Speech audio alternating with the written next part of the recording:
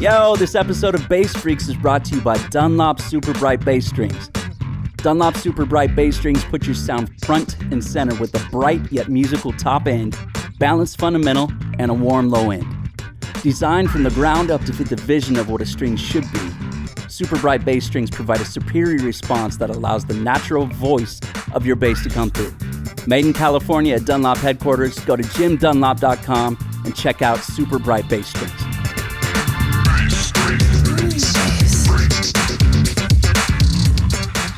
Hello, my friends. Welcome to Dunlop Presents Bass Freaks. This is the place for all of us bass freaks to chat it up, gain a little insight and inspiration, and have some fun, and talk to some great bass players. I'm your host, Josh Paul.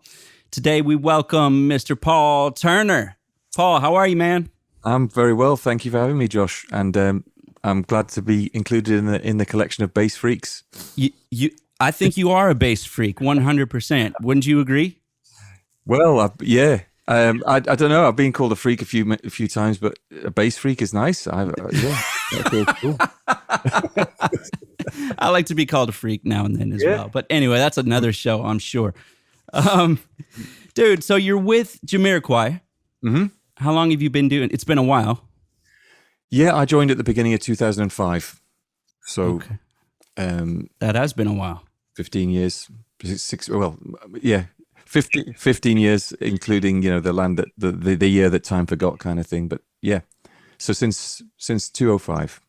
Awesome. So there's something that I really want to get your insight on, because it's something that I can relate to. Mm-hmm. I know, like I said, you've been there for a while, but you jumped into a gig that had a bass player with a pretty broad fan base. Mm-hmm. I know I'm sure, at least for me, there were some immediate expectations. Did you feel a lot of pressure? I wouldn't say pressure, but I was certainly aware of the expectation from doing that gig, and holding the bass chair, if you like, kind of saying that you would, the bassist in Jamiroquai would, there's a certain degree of expectancy, and it's a band that even musicians are aware of, the importance of the bass in Jamiroquai. So it was exciting, and it was an exciting kind of challenge to take on.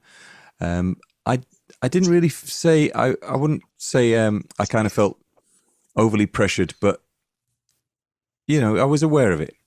Okay. Kind of aware, but kind of comfortable, but knew that that was, I had to kind of come up and deliver.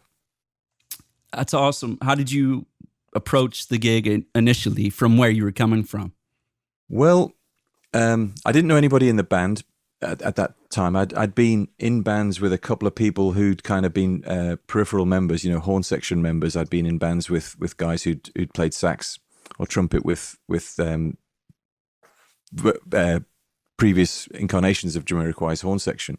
So I kind of had a little inkling of kind of how the band roll, and I kind of just took it to the point that, from a continuation of the audition, which I had to do to get the gig.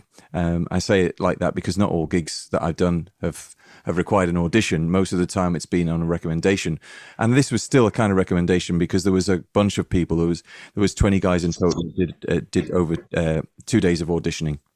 Okay, that was, I guess they all came on a recommendation. So I kind of rolled on from the audition experience, which was very much a kind of a thing of being given some songs to kind of learn, and then some songs to, or kind of just a few things in the room to react to, and kind of quickly realized that it wasn't going to be a gig that was going to be kind of heavily orchestrated, if you like, in as much as there been things that were expected to be adhered to and kind of strictly kind of played all of the time. It's one of those things where there's a framework, and that obviously you've got the framework first and foremost being that you make it feel good, and then you kind of represent the lines,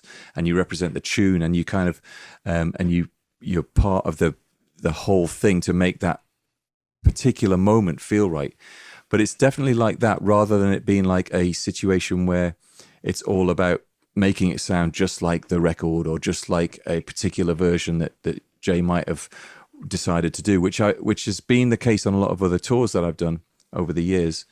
And a lot of artists kind of like to work towards that, a particular kind of style of playing a song that they've adhered to for quite a while that means something to them. But he's really about the moment, and that kind of became apparent in the audition. So I kind of just moved on from there, really, because Jay and the guys in the band were very kind of welcoming and into things that I happened to have done at that point, and then kind of happened to do from that point, So I kind of realized quickly that it was a case of kind of go with how you're feeling, but like any situation, read the artist, and by that I'm referring to Jay, obviously.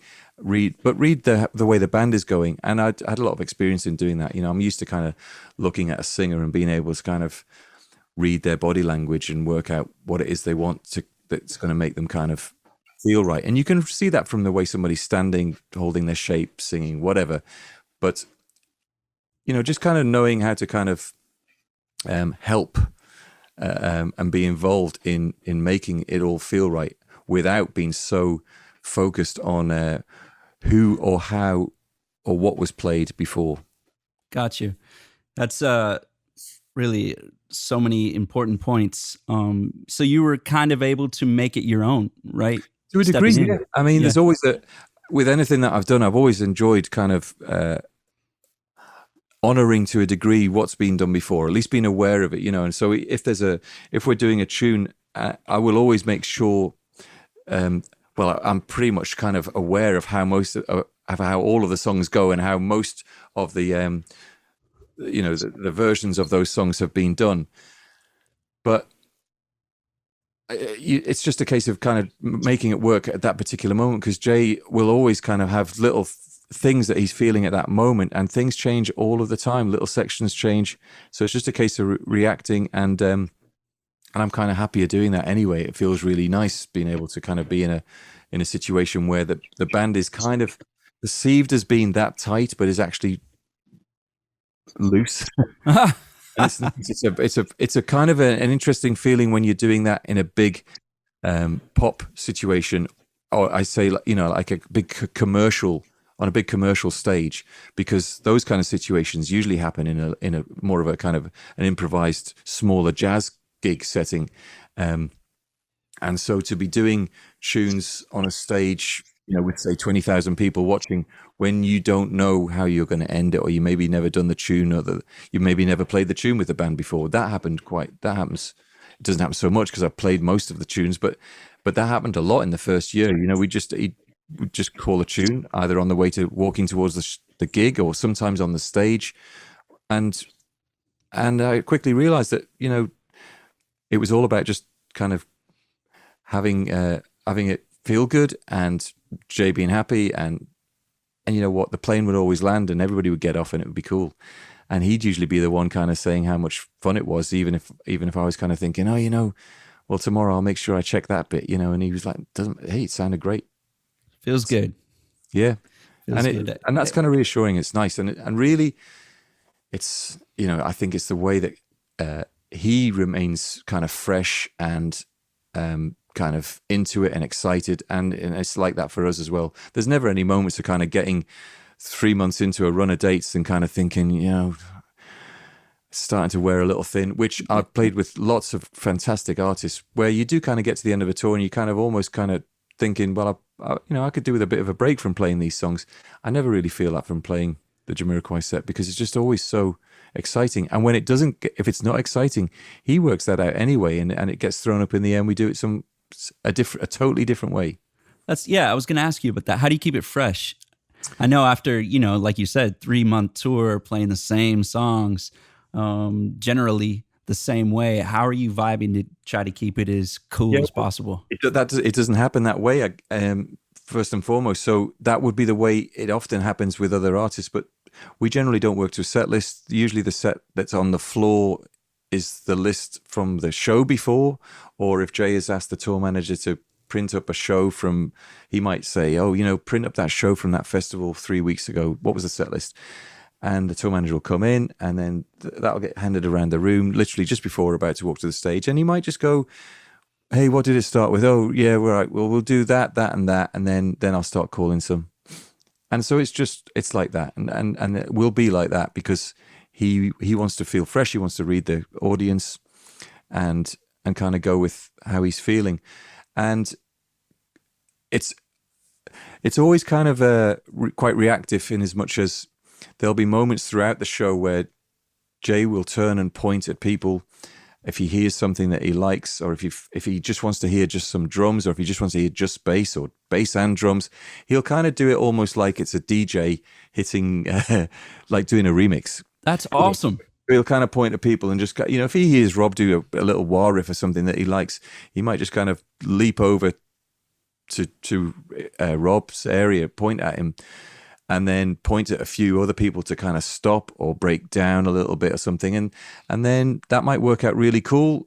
Everybody starts reacting to something that one player's doing. And then after that, we might get in the dressing room and he might say, yeah, that was great. We'll do it. Let's do it like that tomorrow night.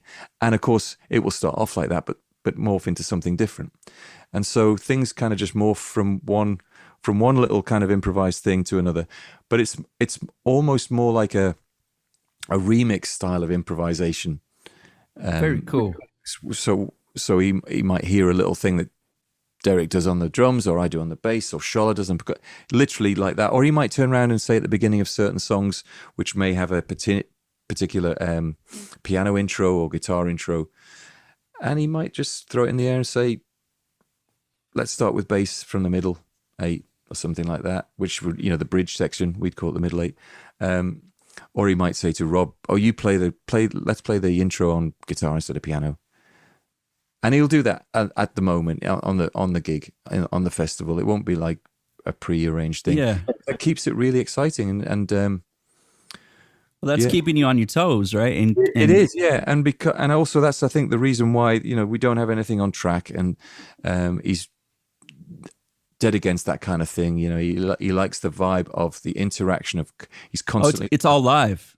Yeah. No tracks? Okay, awesome. It's the last run of shows that we did for the Automaton shows. We did have a guy, Howard Widdett, who was triggering some things through Ableton, but they were more like little loops and little kind of reverse vocal effects and reverse cymbals and just things to add a little bit more production. But the reason that it was done like that was because we weren't going to go down the route of doing it with track. Gotcha. So rather than have, something that would dictate the arrangement and Jay would have to come in at a certain point, et cetera, we have Howard and Jay will turn to him just like a musician and maybe kind of go like, cut the loop, or don't bring in that, or bring in, or just maybe tell him to sit a song out that he would ordinarily be in. And he was on maybe half of the set, half of the songs, not so much on some of the older songs, but again, just almost being like a player and being there reacting at the moment. So that kind of, it makes it all possible to run it like that. And I think that's the way that he's continued to be the artist that he is, and the band's continued to have the reputation that it has. I think it's really impressive that he is so involved with that and listening, and that forces you all. I mean, you all have to listen and be aware of what's going on around you. Yeah. And it's a very cool thing. It is cool. And he's constantly looking, he'll be reworking harmonies and coming up with little hooks. And he loves to do that. He loves to come up with new little hook lines for songs that are so established. You don't really go, you will hear some of the favorites. And I won't say it's not like a Van Morrison gig where Van might turn around and say he's not a jukebox and refuse to play any of the hits. Yeah. But it's, there are lots of shows where we don't play big tunes. Oh, really? Okay. Yeah, we'll go months on end without playing songs that maybe are in the top 5 most recognizable Jamiroquai tunes, but there will always be a healthy amount of fan favorites and hits, but they'll just get thrown around in the air and mixed up and kept fresh. And it's a cool thing. That's great, man. How do you adapt what you're doing on bass to make? Because I know that on the records there's quite a bit of production, and for live purposes, how do you approach adapting it to make it work? I have a big pedal board. I'm constantly looking for different sounds. What's your favorite? Yeah, tell me about it. What do you got on there? Well, that's a little bit of a constantly changing thing, but I will always have lots of things that go out, lots of things. Do that one more time, would you? Well, it might go out, or it might go bout or quack. Oh. I'll have ups and filters set up and down, and I have favorite ones that do a certain thing and that do a different thing. Phaser, octave pedal. I like some fuzzes, and so I'm constant. And I like to kind of mix and match. I don't really go so much for things like. I mean, I have got some EQ, but I generally use that or some kind of volume thing as just a way to balance some different instruments. Okay. So that if I'm picking up a couple of different basses, I can kind of know that they still are represented at the right level, and with a kind of an EQ that's going to work. I don't heavily EQ my bass anyway, to be honest. I try to do most of it with passive basses and kind of moving my hand around rather than having too much going on from the bass. And then I kind of like to mix up a few different things. For me, it's always to try and make it sound a little bit like Stevie or Greg Fillingane's on bass synth. Yeah, man. And it is to have just that right amount of compression or something like that. I'm not so much bothered about that.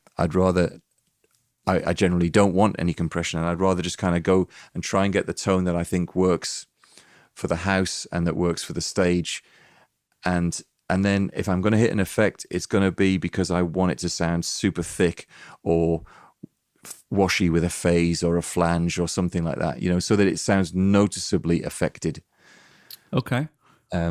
I'd rather that's usually how I kind of approach effects, but I'm always just looking for something, and lines as well, because we kind of know that Jay's always got his ears pricked up and looking for new things that are going to kind of excite. We're always kind of constantly looking for things like that. Nobody's ever kind of feeling like they better not step out. It's almost the opposite of feeling like you better come up with something at least once on every show, The challenge. Yeah, that's awesome. So that's a healthy thing, because you're then kind of looking for just little things that hopefully you're going to get a favorable nod. Whether it's Jay or just back to body language. Hey, we all like that thing where you look over at your bandmate and they give you a nice little kind of nod. Oh yeah, it's either the nasty face like, "Oh God, what are you doing?" or "Oh yeah." So I know you use a lot of filters and fuzz. I mean, you're funky. You are funky. But is there a particular effect that inspires you to create lines? Or I usually, when I'm kind of creating lines, I often just hum lines and then kind of walk into wherever I'm in and pick up the bass and play. Okay. I sometimes, if I've got the bass in my hands and we're in the studio, or I'm in it, whether it be with Jamiroquai or on a little kind of session or something, obviously if I've got the bass in my hands, then I've got to react with the bass in my hands. But I don't always kind of think of lines like that. But I will sometimes still imagine a certain effect. I love envelope filters. I love kind of writing or coming up with ideas with an envelope filter. And sometimes, I'll kind of hear it more to have that. I love the use of an octave pedal, but I don't tend to kind of necessarily base an idea around that so much. I will base how I play it around an octave pedal, because obviously if you're going to play it with an octave pedal, you generally will play it an octave higher and kind of make it work for that kind of tone, and maybe stick a little envelope to round the edge off, and a little bit of fuzz to kind of, or use the MXR with the fuzz already in it. There's lots of different ways. I love that pedal. I know that. There's and I love the MXR envelope for the quack as well. Yes, and it's such a great vocal sound for playing like a phrase. Oh yeah, absolutely. And then I tend to go more to things like the Mutron for the down kind of envelope, that kind of bow, Okay. which I like for kind of just for making it sound a little bit more subtly synthy, a little bit more kind of Stevie-esque, rather than it sounding like Bootsy, with obviously I know Bootsy used a Mutron, but that kind of thing of it sounding a bit more of a rounded edge and a little bit less bass guitar-y than sometimes you would get with the upward envelope. So I kind of go for things like that. I really like. I've got different fuzzes, some gated fuzzes. I really like this fuzz by Three Leaf called the Doom, which I'm really into. It reacts really nicely to like palm muting and any kind of dynamic thing. It's very dynamic and it sounds quite synthy on its own.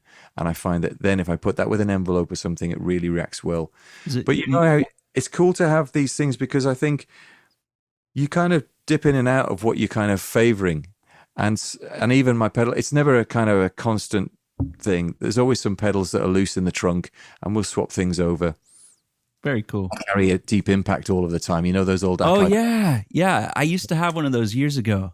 And they're cool, but they can go AWOL if they're left out in a sunny kind of festival surrounding. I've had a nightmare situation with an Akai Deep Impact and ripped it off and thought I'm never going to use it again. But I have ended up putting it back on because I find them quite an inspiring pedal and they do their thing. But so let's talk about that. So when you're you're playing a gig, and some gear goes down, or the drummer turns around the beat, and hopefully that doesn't happen. How do you deal with that personally? Well, the thing that I can remember happening with the Deep Impact was that we were playing. It was either Fuji Rocks or something in a huge gig just a little gig. Like a stadium gig in Japan. It wasn't just us, and it was it was one of those 3-day huge events, and we were pretty high near the top of the bill, but there was like 80,000 people there or something, and it's televised across most of Asia. And Crazy. The first song was going to be High Times, which is bump bump bump bump bump bump bump, and it's very bump bump bump.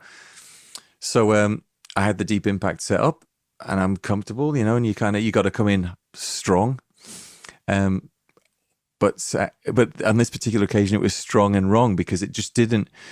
When those pedals receive a bit too much heat, they just kind of produce a random note that doesn't even necessarily have a pitch. Well, it has a pitch, but it wasn't necessarily pitched at a tuned note in kind of concert pitch. It was the tune's in E minor and something like something between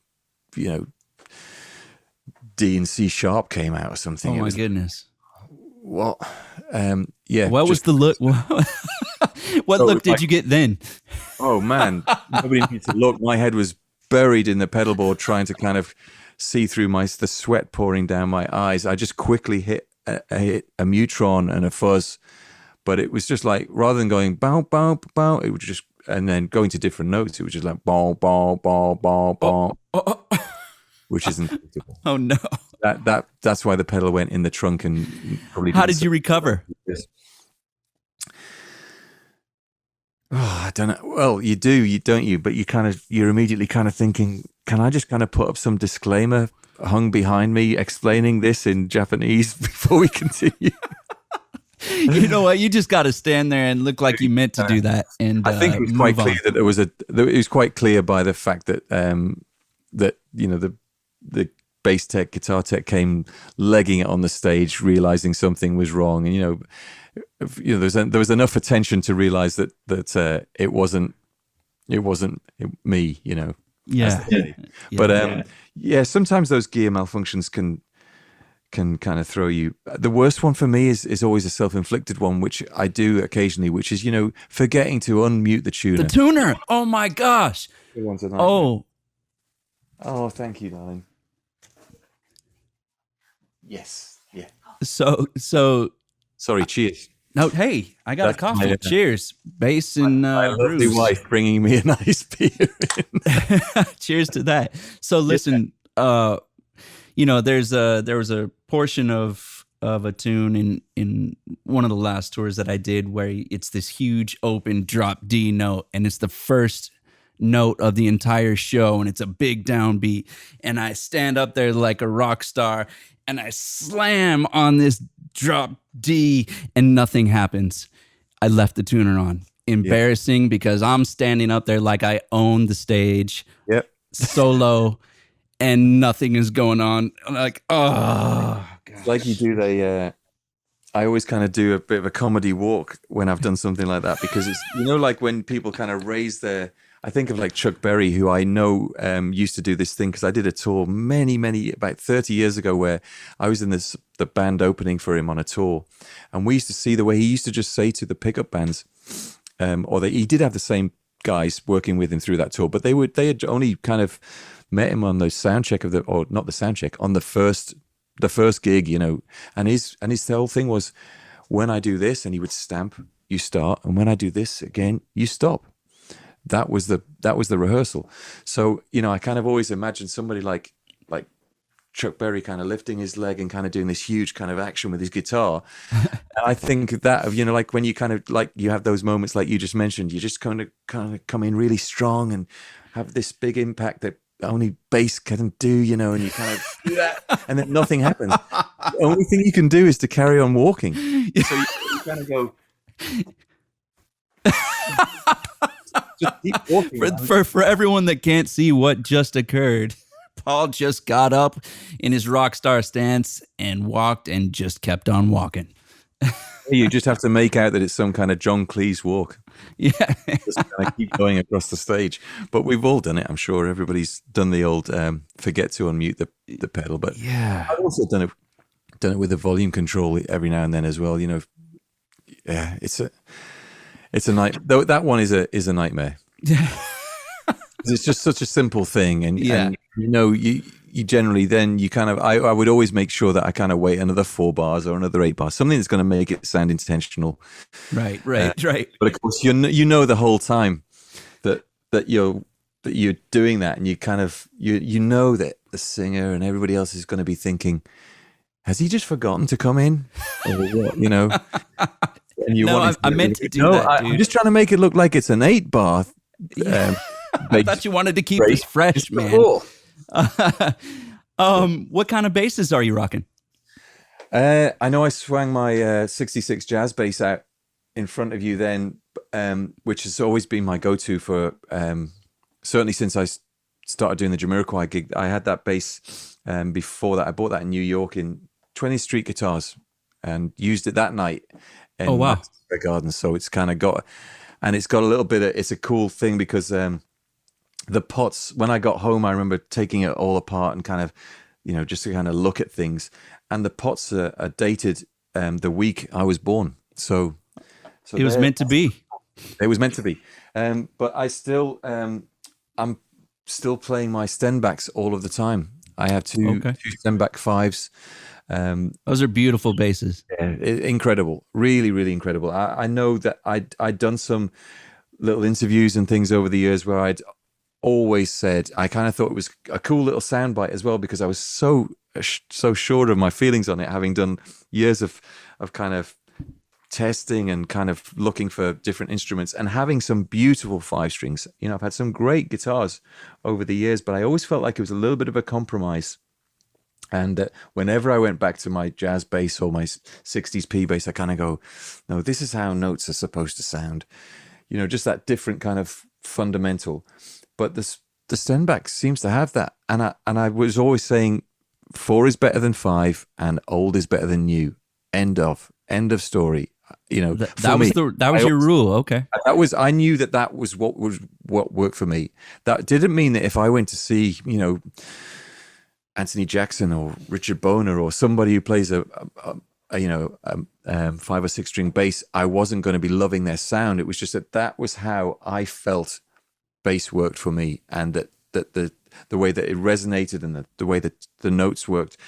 But I've kind of eaten my words since getting my Stenbacks, because I now feel as comfortable. And not only that, there's certain producers who I work with who wouldn't entertain the thought of a 5 string being been used on a track, who now ask for me to bring my stem bass. Okay. So yeah, it's not just me. It's not, and I remember Rick Pope, Jamiroquai's front of house guy, just saying once, and I was doing a gig. I kind of hadn't even started using the bass on Jamiroquai gigs, but Rob and I were doing a gig with a soul singer called Sean Escoffrey in the UK, and Rick happened to be doing the front of house that night, and he just said, "Man, what's that bass? That's the best bass sound I've ever heard." And he was always the one who would kind of say, "Nah, use the jazz bass." Now, if I pick something else up, and like other great 5-strings that I've got that I always felt good on, and I thought, yeah, they sound great. And then you pick the 4-string up and just go, oh no, So for me, it was that compromise thing, but I don't get that anymore. I've got a 5-string with single coils, and I have a bass with switchable dual coils, which I kind of got so that if I did have any noise issues on a TV show or something like that, that I could have that option. And also really just to have another Stenback, but something that I felt was a little different. But you know what? I can kind of get it to sound very close to the other one. I tend to play it now. I've got some great Dunlop flats on it. Okay. The 5-string flats on it sounds so good. Do you play with mostly flats? No, I tend to play with old round wounds. Okay. That's always been the thing that I preferred the most. So I do like the sound of new strings, but not as much as I like the sound of old strings. I put them on and go, oh, now I see what I've been missing. But then I still love the sound of those old worn-in round wounds, and I like the playability of them. But when you just lose a little bit of that zing and that other harmonic content, I think it's quite nice. But I've got the flats on the black Stenback and a little bit of foam, and I just use it for a kind of a totally different sound. Not just a Motown-y kind of Jameson thing. Mm-hmm. Just got it works really well on that bass, and it's kind of fun to have that with a 5-string. Oh, nice. I use the Super Brights, the Dunlop Super Brights, and that's what I have on all my other basses, the Super Brights. Yes. Awesome. Okay. So on everything else, other than my 63P has flats, and I have tape wounds on a 73 Mustang. Cool. Well, I actually, Daryl would shoot me for this, but you're not going to tell him, right? But no. Shh. Don't tell Daryl. He sent me some flats to put on the Mustang, and I haven't put them on there yet. But I'm looking forward to putting them on the Mustang because as much as I like the tapes, they're a little bit clacky, and that's a musical term, really, isn't it? No. There's a lot of wah. I know what I mean by that. Yeah, I know what I mean by that. But there's something that I'm kind of thinking I might not miss with the tapes that I'm going to hopefully lose when I go on to having some flats on the Mustang. So I've got some shorter scale flats for the Mustang bass, which are also from Dunlop, and then all the other basses that I have, I've got Super Brights. They're all Super Bright nickels, including my 4-string jazz bass, and my 77 actually has a set of stainless steel Dunlops on because Mr. Miller borrowed it for a little radio session here a few years ago, and I've just left those strings on there. Oh, the old kind of Spinal Tap. Don't even look at it. Don't touch it. Let's just go ahead and throw that out there again, Mr. Miller. You may know. You may be familiar. That came through a mutual friend of Daryl and I's, who knew that Marcus needed a bass for a radio show in London, and his basses were in France. So okay. So he used my bass, but so I put some stainless steel Dunlops on for that, and they're that is so very cool, man, and it's testament to our community, of bass players and relationships, to be able to do that. And do you agree with me? Yeah, totally. I don't have any. Why wouldn't you? Would be right. I'd like to think it'd probably be the same with guitarists and stuff. No. And you know what? I think you'll never touch my axe. I think drummers have the great kind of community. That they always really kind of. It's almost like in the UK. If we talk about football, they always talk about the goalkeepers having it's like the goalkeepers, kind of club. Yeah. kind of look after each other, and you always see them at the end of the game. They'll always kind of acknowledge each other right at the end of the game from opposing teams. I kind of think drummers are a little bit like that, but I don't know whether or not they'd be into each other kind of borrowing their kit or cymbals, Not cymbals. Yeah, not there cymbals. you go. They hide those things underneath their arms and run away as fast as they can. Maybe a snare drum too. Yeah, we both noticed that, and snare drums as well. So I think maybe we are a little bit more open in that regard. But yeah, hey, that was a lovely thing to be able to do. So that's awesome. The bass kind of sits there, and it sounds killer with those on. But I actually prefer the nickels. Up until playing the Dunlop Super Bright nickels, I'd never really gotten on with nickel strings. I always liked the extra little bit of bite from the stainless steels that I used to get, but they work for me. I really like them. I like them too. Cheers to that. Here. Yeah, cheers.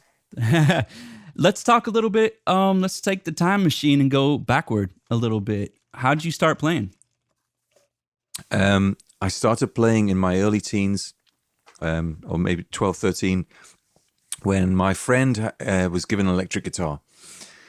And so we would kind of sit and try to, work things out on his electric guitar. And then fast forward, like a year or something, he started getting some lessons from a guy at the local music store, who was a little bit of a kind of local guitar hero who'd been to London. Because I grew up I'm from the northeast of England, but I grew up in a small island called the Isle of Man. And it was a kind of a touristy destination in the 70s and 80s in the UK. But he had gone to the metropolis of London to try and make his name, fame and fortune and stuff. So everybody kind of looked up to him. And even though he'd come back, he was still, really respected, and to get kind of guitar lessons from him was really cool. So he started teaching my friend guitar, and I started learning from what my friend was learning on guitar. And then he just said to me, you should, if you're gonna get a band together, you should play bass. And if you do, I'll play guitar. So he was basically so we had the kind of the carrot of this kind of local guitar hero saying he would form a band with us while we're still at school, if I learnt bass, and Rob got his guitar playing together. So that's a different Rob, a friend of mine from childhood. But I started playing bass then. So that would be 13, 14. And I remember, we did a gig, I think I was 14. And from then on, pretty much because it was a holiday style place, I could gig all of the time. I'd be in bands and gig in the winter every weekend, on a Friday and a Saturday, and in the summer, easily 6 nights a week. Oh, wow. Easily. Because you could do a Sunday brunch gig, go and do a real book, kind of Sunday brunch jazz kind of, a polite jazz gig, but you could go and do that, and you could go and do back a couple of cabarets, and you could go and do some rhythm and blues gigs on a weekend, and then I would do nightclub gigs on the usually on a Saturday and Sunday, playing. I mean, the manager of this huge nightclub, because the Isle of Man had what was deemed the biggest nightclub in Europe, like this place that held 4,000 people, and it had this big laser show, and we would do a weekly residency there with this band. I remember they were called Juice, very 80s name. But we used to play like 4 or 5 level 42 tunes and Simply Red tunes and just Hall and Oates and things that, were kind of funky and in the charts and current, because the manager just said, if you can keep people on the dance floor, you got a gig. And if you can't, you haven't, But that was a great opportunity and a great way to kind of just be playing all of the time. So when I moved away to become a pro player, which was in 1987, and kind of vowed to never really do anything other than music again, because at that time I used to work for my dad. But how old were you at the time? I was 21. Okay. Yeah. So that's great. So I moved away then, and although I was busy, and I had a very dear friend who used to pass me a lot of gigs that he would end up kind of getting double booked for, and he would pass me the gigs, and really varied things. So I'd get sent along to do a panto and a back a comedian and through to rhythm and blues gigs, loads of real book gigs, loads of kind of small little jazz clubs, little blues clubs, lots of things like that, and then some kind of more kind of commercially successful soul and R&B gigs. And although I kind of hit the ground running because of his help, I was still used to working a lot more because I'd always been playing. So that's what I've grown up doing. So I won't say that I'm completely self-taught, because the guitar player taught me a lot, and I've had lessons over the years with some respected players, like odd lessons here and there, from Joe Hubbard, an American guy who teaches in the UK, and through to Lawrence Cottle, a renowned UK bassist. But they've literally been one-off inspirational kind of things to kind of, and then I've taken as much from that as I can and try to kind of, usually with those things, I always think you can kind of, you can take so much from that, from a short period, and kind of run with that, And, so you had a lot of like on the job training, basically, just getting in there and playing. What about reading? And did you? Well, I do read. Most of the gigs that I do don't require me to read. Same with me. Do you think it's an important asset for bass players to? I think it's an important asset to help you feel confident for situations that often don't arise. Ah, yeah. Good way to put it. I think if you don't feel that you can, you're probably sometimes going to be feeling a little bit scared of situations that might, arise that are overwhelming. And whilst I'm not a reader who would go and do a gig with I have played a couple of gigs with orchestras, but I would have really brushed up before that. But what I mean is I wouldn't feel comfortable going and sight reading on a sub. We call it depping here, but it's like a subbing. Oh, okay. What? We call it depping. It's short for deputizing. Oh, okay. Okay. See, learning something new every day. Look at that. There you go. I know you guys call it subbing. Yeah. So I wouldn't go and sub on even if I was to sub on, say, a West End show, which would be like your Broadway shows, I would be feeling the pressure. If I'm honest, I would feel like I need to kind of brush up. But I've done gigs like we had there's a TV show here called The Voice, which is like American Idol or something like that. Yeah, we had The Voice here as well. Yeah. Okay. So, and I've been in the house band for that. I did series 2, and at that time it was a reading gig, and you kind of you'd have an iPad, and they would refresh the drop that you'd arrive for the recording and rehearsal and stuff, and they'd just say refresh your Dropbox, and they'd ping in a load of tunes. And the trickiest thing with that was that quite often things have been arranged with such an edit, because you're looking at 90 seconds of music that you're playing songs that you might instantly recognize, although they're often in different arrangements, because you've got an arranger kind of working on Sibelius live behind the band, kind of changing things up while they decide how the tune's going to end up. You go through a few little stylistic changes and stuff like that. The trickiest thing was kind of playing like 3-bar intros, when that, really the tune should have a 16-bar intro, right, or something that at least feels like it's a nice rounded kind of feel-good number. 1-bar pre-chorus instead of 3 or 4 and all that kind of stuff. It starts to sound like a jingle. Bars of 6/4, because they just think, oh, where can we save some time? Where can we cut some time? So that was always the kind of trickiest thing that you're reading. But with those things, you're kind of reading contemporary tunes. So I think I feel comfortable in that position, and I also, most of the time when I tend to write charts out for my own notes. If I'm going and doing a gig, I haven't got any Jamiroquai charts. I never write a chart out for that gig because it just wouldn't make sense. But I've got charts for Annie Lennox's gig, which I haven't done. I did her last big tour, but that was in 2008. But I have charts from playing with her in 2003. She blows me away, by the way. I once saw her at the at an awards show, and there were all these huge productions of different artists playing beforehand, and she gets up there just at her piano, and she commanded attention for this entire room of rock stars and artists and record people and whoever else, and it was so powerful. She did one tune, and I couldn't believe it. I was in awe. Yeah, I totally get that because, she blew. I think she blows everybody away whenever they're in the room with a performance by her, and even just to hear it. She's an incredible person, really, really, an incredibly sincere person, and her performances are sincere and heartfelt all of the time. And I mean, rehearsals and sound checks. The band and her will be sweating and dripping, and it's a performance. Everything is a performance. Wow.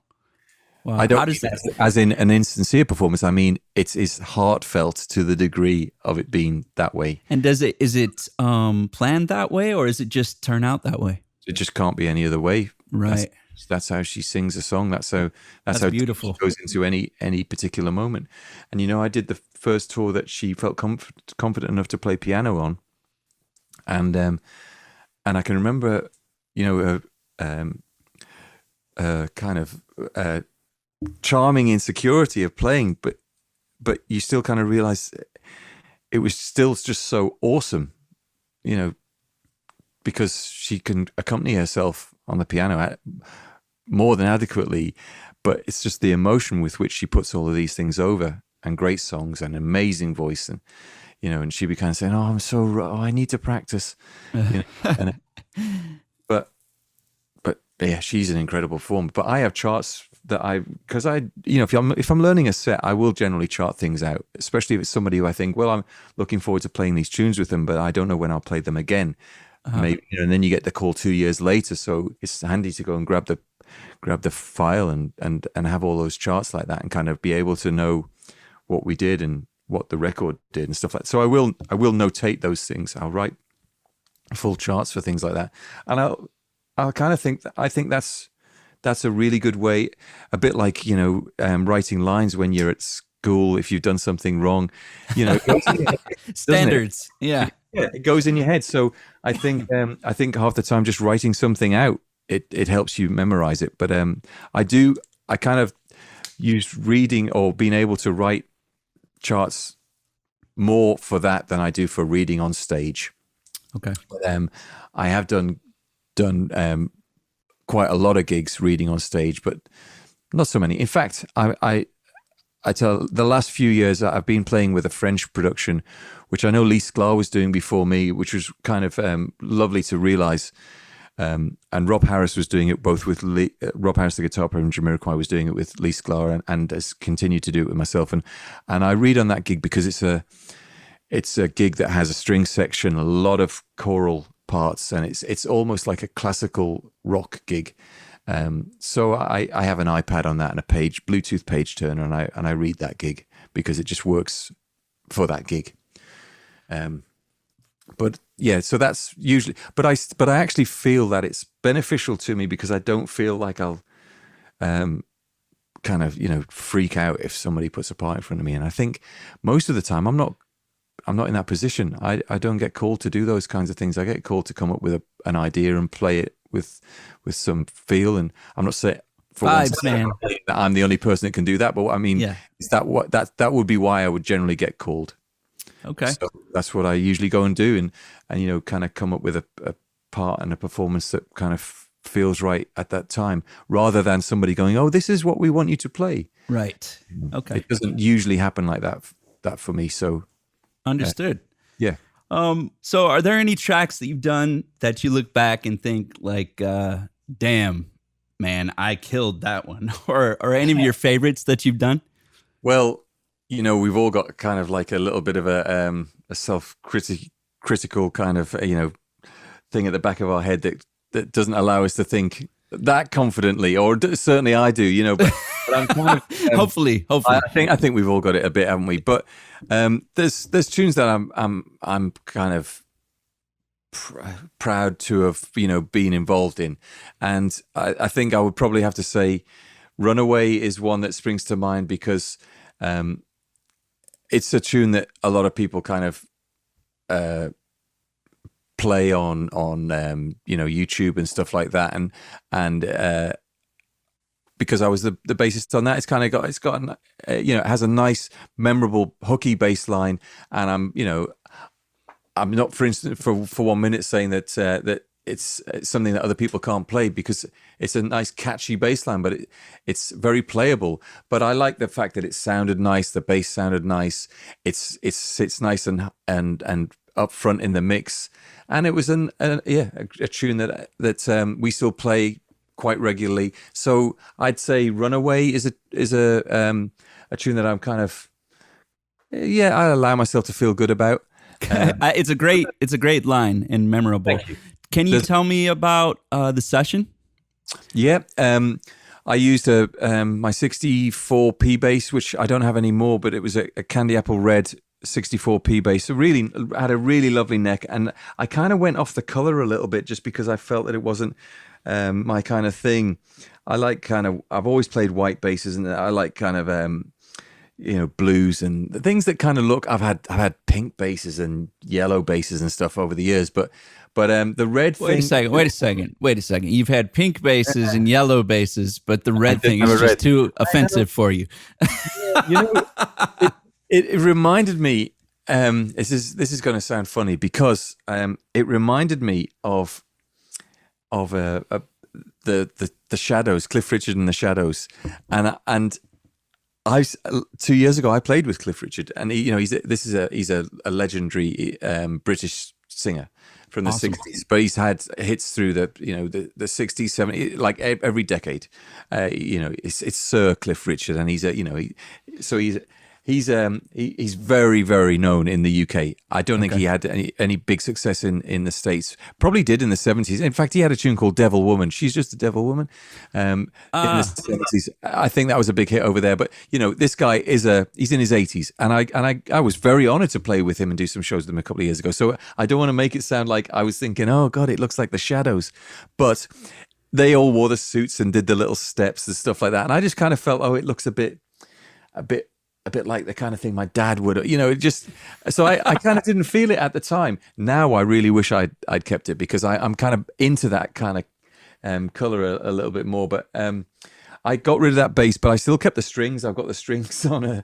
It came with some old strings on. I bought the bass from a friend of mine. It came with old strings on. It was a bass player called Keith Duffy from Ireland. He plays with a band called The Cause. I know he knows Daryl very well, and it came with old strings. He'd bought the bass a few years before, hadn't changed the strings. We didn't know what the strings were, but they were already like probably 10 years old when I got the bass. And anyway, I still have those strings because I kind of just took them off as like lucky strings when I sold the bass, and I put them on another P bass. But they're super old round wounds, which is quite funny because a few people think that that's flat wounds on a P bass, but it's actually just super, super old round wounds. And I played a couple of passes on the P bass. Jay said he loved the kind of sound, the woody sound of the bass, and I did as well. It sounded great, that bass.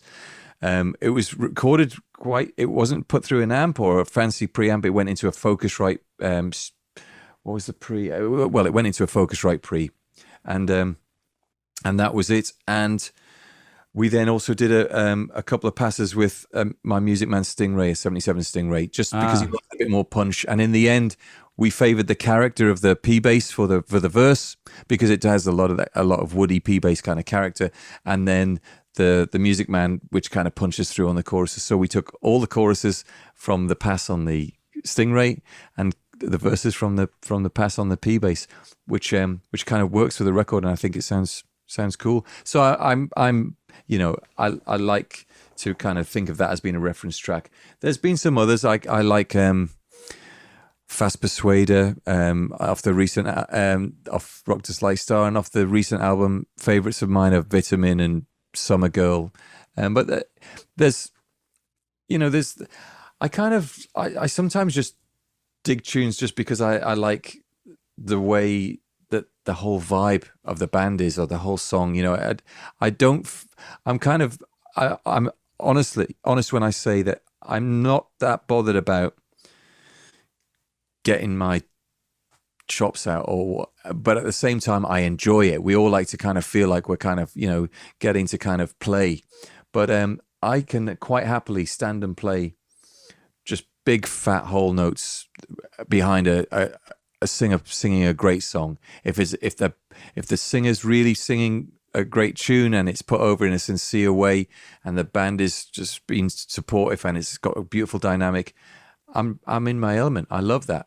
But sure, I love to play a great funk riff and something with a bit of dexterity, and get my thumb out occasionally. Of course, I like doing all of that as well, or a pick or whatever. But I like to kind of change it up. What I'm saying is, I guess that it's not just. I mean, Summer Girl isn't a particularly taxing or a complicated line, but I like the way it sits. So I kind of, I sometimes kind of, yeah, that sounds nice, and I'll kind of allow myself that kind of little, that kind of pat on the back. That's great. I think a lot of the times, I've done sessions or even performances where, like you were just saying, there's nothing necessarily technical going on, but it just feels great, and the vibe is awesome, and it's a memorable thing every single time it happens. And you know what, really, I think a lot of people probably find that, and I certainly find this, and I kind of I came to this realization that the things that are the most difficult things are the things to kind of be able to just play just what's right all of the time. I mean, it's, when I say it's difficult, it's easy, and it should be easy, but you should just let it come, and not kind of, if you're kind of having to force something, then it's probably not the right thing to play. And then it's just about, just kind of making it feel great with the right, just that if there's one passing note, make sure it's a great passing note, just play the space and make sure it fits right. It's those like little details, and they become more apparent, don't they, when there's less to play. Sometimes just like a slide up the neck to a simple chord change in a ballad, in some ways can be just as tricky as playing Donna Lee. Setting it in the perfect place. Yeah, absolutely. Yeah. It's no less tricky, or one isn't any more difficult. It's just a different skill set, and that's why I love players that can do all of that. And I think of players like Pino immediately comes to mind as somebody with just great note choice and the ability to kind of just turn up the heat when necessary, but also you kind of hear him play something with Simon and Garfunkel, and you might just kind of think, oh man, I wonder if I'd love to think that I would have done that. His melodic sensibility is incredible, as is his feel and chops too. But when I hear it, I mean, it has inspired me so much. His melodic lines, he just sings on there, and it just feels great. And that to me is the thing. Outside of music, what brings you joy? I love. I've got 3 sons. I love family time. I'm a football fan, a UK football fan. But I support a really shit team. So who do you support? Who is it? I'm a Sunderland fan. Okay, I was born, hey, if you watch, there's a great thing on Netflix called Sunderland Till I Die. Okay. And that pretty much sums up being a Sunderland fan. It's not. I'm going to have to watch it. We're not in it for the glamour, put it that way. It's like a curse, but at the same time, I'm still getting over a recent loss of a very important game, and that's the way it goes. But I love watching my sons play football. I love watching other great teams play, and I feel very passionate about my team. But they don't necessarily play great football. But I can't help but still feel involved in that. But I love that, and I like the normal things. Just hanging and hanging out with friends and family, and I include friends and family in music, that just people that I dig being with. That's what it's all about. Yeah. So as a touring musician, how do you balance career and family life? Really, life in general. Uh, well, it's I found it challenging over time. There has been times in my life where it has been challenging, but I think you know I think really you just kind of got to try and be. Hey, life is a bit of a learning curve, isn't it? I'm better at it now than I used to be. Put it that way. And I think there's things that you kind of realize that you can live, you can kind of own and accept and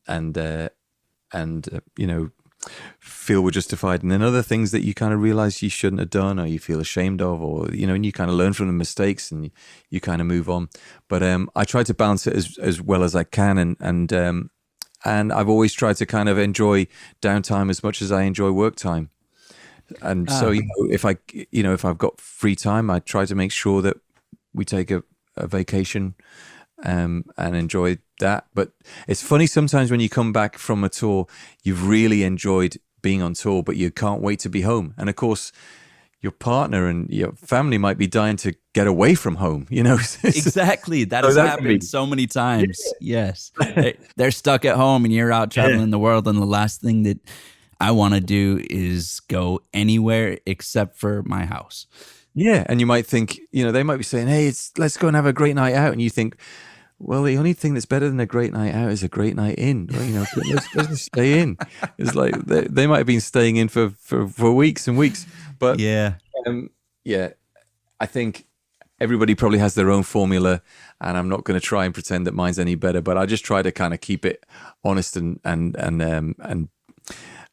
be better than that, than I was the day before, the week before, or what. You're just always trying to kind of be a little bit more considerate, but also I know that I kind of feel better in myself if I'm, I like to kind of party and have fun, but I also feel much better if I'm keeping a certain amount of fitness and eating well and stuff like that. That's not to say that I don't go out and party and not get any sleep occasionally, but I know I'll feel better when I've kind of got over that. Respect to you on that one. This last year, I have just been destroying Oreo cookies and cheeseburgers, and but now I am on the path to fit beach bod dad. So, where can people find you, like on social media, and do you have any solo work that you're doing? Well, I don't have solo work, but I'm glad. I'd like to mention that I have a band with Rob Harris from Jamiroquai that we do with another great musician. I say a great musician called Ivan Van Hetten, who is from the Brooklyn Funk Essentials. He's a great keyboard player, trumpet player. So we have the three of us, and we kind of invite some friends and guests to play drums or feature on percussion and vocals. That band is called Trionic, which is Trioniq. We've done a couple of EPs which are up on the usual kind of streaming platforms, but we have another album ready to go, and we're kind of going to be releasing that in some exciting ways very shortly, actually. So that's nice. We were hoping to kind of be out and doing some little kind of soul and jazz festivals with that. It's kind of like a jazzy soul with a funky kind of edge. So that's cool. And then I'm involved in some other kind of bands. There's a band called Brother Strut, which is like a funk band, and that I enjoy playing with. And I do, other bits and pieces on the side, but the Trionic thing is something that I'm hoping will kind of catch a little bit, and that's something with like I said, my bandmate Rob Harris from Jamiroquai as well. So very cool. Is that out? Yeah, well, six or seven songs are out. We have another kind of 10 or so ready to go, but we're working on a way to kind of release them in a couple of interesting ways. So I think there'll be some vinyl release. There'll be some interesting streaming ways of doing it, but also we've got some live videos up on YouTube and what have you as well, which we did last February just before lockdown. thinking, oh yeah, well, let's put some things out and then we can kind of hopefully get some gigs. Of course, that hasn't happened yet, but but we'll do some kind of physical release as well as some other kind of streaming or kind of what I should say, kind of digital releases. Very cool. I got to check that out. So that's called Trionic. Trionic. Everybody check that out. I've got a website that's just hopefully going to be going live in about 2 or 3 weeks, which will just be Paul Turner Bass. My Instagram is Paul Turner Bass, and I'm on Twitter and Facebook. I'm not so great at keeping up with it all. I'm probably best on Instagram in as much as I try to do something once a week. But I don't think, for me personally, it's not good for me to be completely overly absorbed in that. So I just dip in. I try to kind of keep it, reasonably, kind of fresh, but I don't get overly consumed with it. And that's, I enjoy looking at other people's stuff who do, but I just know that I'm not kind of cool with getting that engaged with it. I just I feel better in myself. I just enjoy playing and doing my thing. So every now and then I'll kind of keep those that are interested updated. Cheers to that, man. I appreciate you so much for hanging and everything that you're doing and everything that you do. Wonderful dude, wonderful player. Thanks, Josh. It's been a pleasure. Cheers to you. Thank you, everyone. That is our show for today. Stay healthy and kind, spread love and good vibes and inspiration. And remember, you got this. Follow your path and just play. I'm Josh Paul. Hope to see you out there sometime soon. And also thank you to Dunlop for making this show possible. And go get this Bass Freaks podcast wherever you get your podcasts.